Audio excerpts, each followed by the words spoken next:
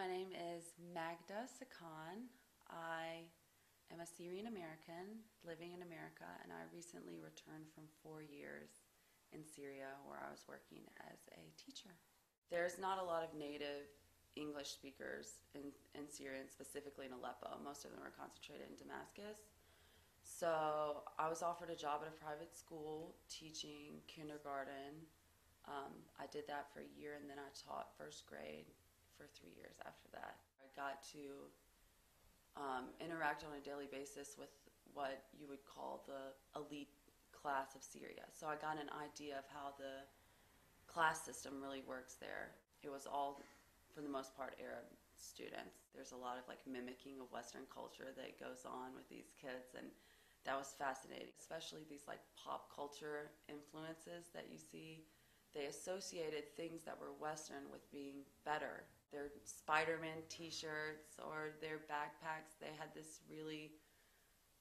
material things that were representative, what I thought were representative of Western culture, American culture.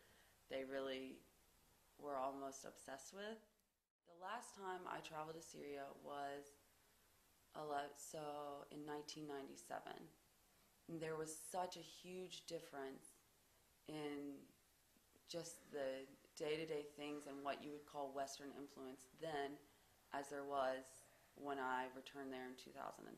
In 2007, when you go walk around, every building is just covered in satellite dishes. So people have that access to things that they didn't have before. They're getting more of a global perspective. And when the West runs a lot of those things, I think it's going to be more influential for them.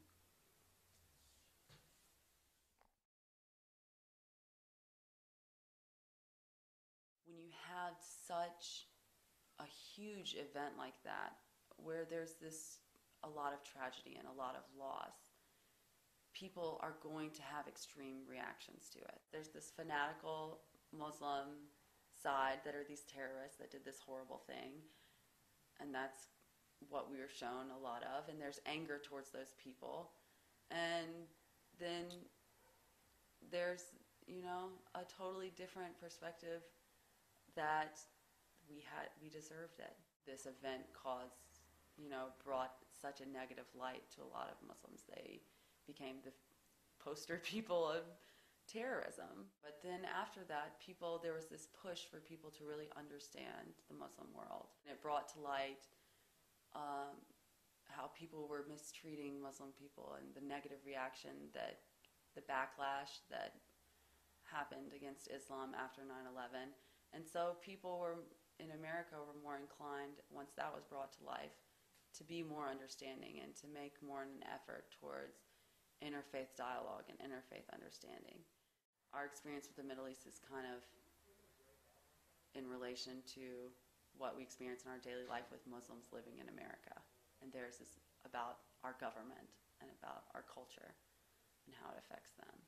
Their experience with the West affects them so much on a much greater scale than our experience with the Middle East. Iraq, Afghanistan, what goes on with Iran. I'm sure that plays a massive role in how a lot of Muslims feel about the West. Those things affect people there on a very personal level in their daily lives, whereas here our policies about our foreign policy doesn't necessarily affect most people on a daily basis. We're a very insular country.